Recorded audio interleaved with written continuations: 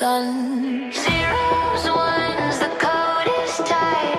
Building dreams in the neon.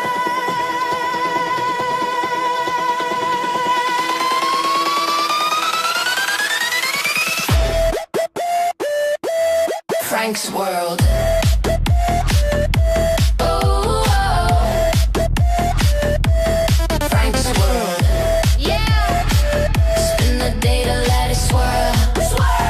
Quantum leaps, AI streams. Frank's World. It's a dream.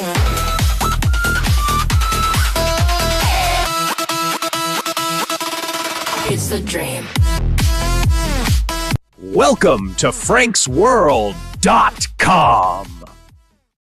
All right. Hello and welcome back to franksworld.com or franksworld.tv, depending on what domain name you like. You may be watching me on LinkedIn, Twitch, X, and Facebook, as well as, did I mention LinkedIn already? Clearly, I need more coffee.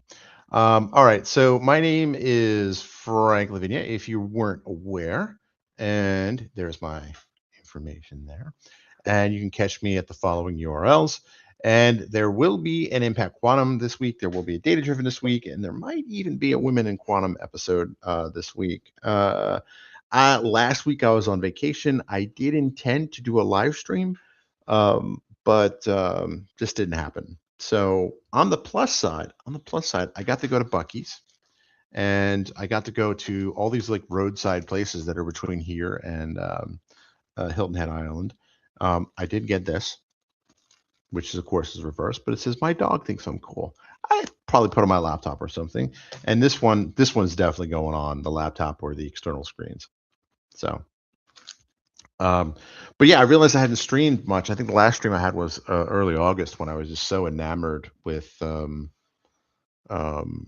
how things came out with Copilot inside of Excel and comparing it. So, haven't really had much of a chance. I've been busy at work and using Gemini and in those tools there. But also, I think one of the things that really has come up and kind of annoyed me is this watermarking that Claude does. Now, maybe it's changed in the last 36 hours, but last I heard is that Claude will inject watermarks, invisible watermarks. So most of the time, the response to watermarks, you look for hidden characters, right? Or you clean out the,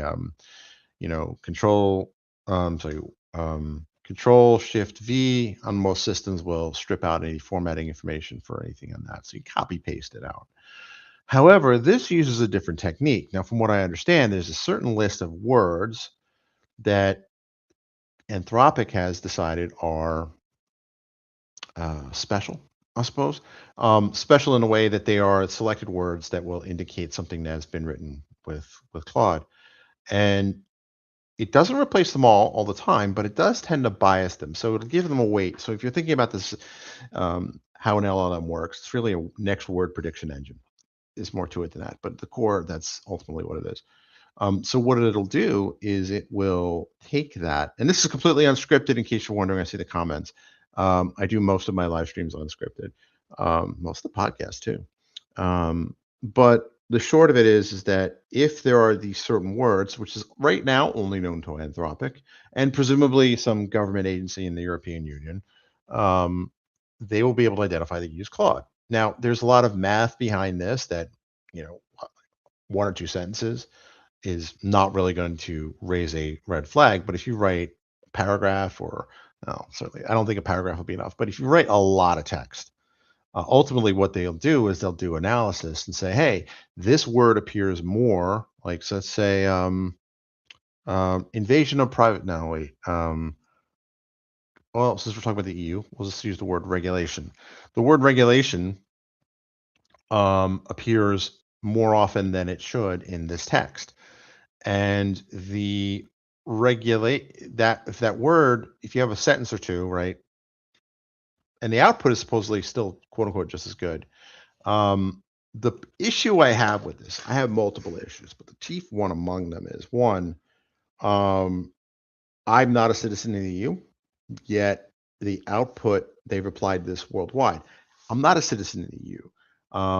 I'm getting the risks, and because it could alter the type of the text, I'm getting the risks without any of the benefits of living inside the EU. I can't vote in or out people in the European Union Parliament because I'm not there. I'm in the United States.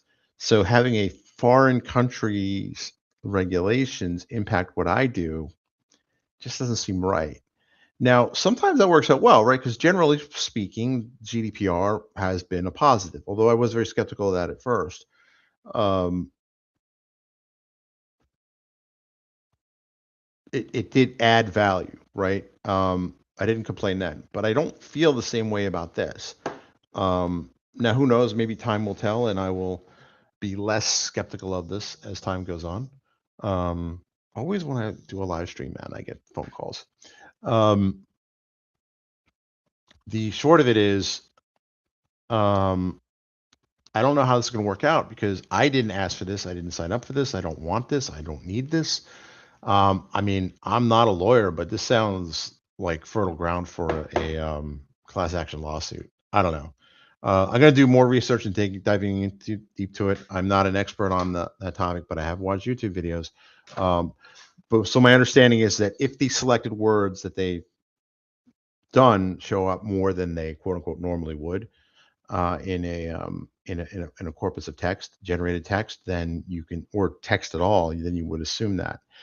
There's a lot of problems with that, a lot of ethical problems with that. But the sovereignty border thing is the first one that rubbed me the wrong way. The second one that doesn't sit well with me is it's security by obscurity. And that only works for so long, right? We don't know what these secret words are. Anthropic says that I don't know what their plans are for this, right? Are they going to send it to, are they going to submit these to various European governments? Or are they going to send this to various governments? Or are they going to keep it secret and they hold the only key to run their AI or Claude use detector? I don't know.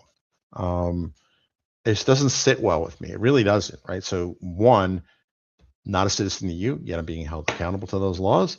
I personally don't do any business in the EU, right? This is just my opinion, Frank's opinion. Frank's, I wouldn't say hot take, but coffee left out on for like half an hour take.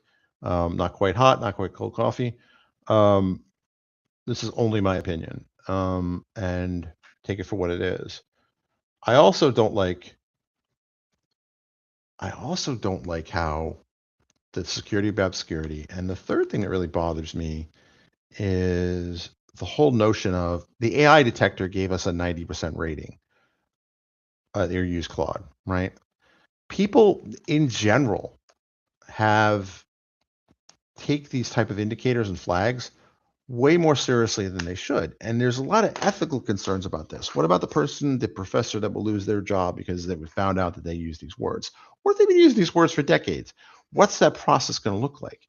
Again, a lot of the AI ethical issues can be addressed by just asking yourself, what happens? What does we do when it's wrong, right? Because it's never going to be 100%, right? You see a lot of these facial recognition systems, right?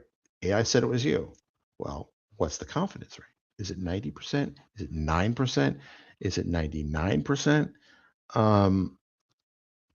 I just don't see this ending well, and I don't see this. I see a lot of lawyers making a lot of bank on this personally, but such as it is. So go to law school, kids. With that in mind, I'm going to plug this here. This is my blog for my AI sovereignty. Right, there you go. Blog post at my current employer, where I kind of address what is sovereignty. I also am going to plug the book. This is my latest book, and it is all about what it means. What does sovereignty mean in modern AI systems? It's on Amazon Kindle. It's on Amazon Unlimited, so you can pay the whole thing, or you can just get the thing. So with that in mind, I'm going to stream. I'm going to reload my coffee and talk to you later. But be sure to scan that QR code, check it out, follow me wherever you are. And that's all I got. So have a good one. And I'm going to play the outro graphic.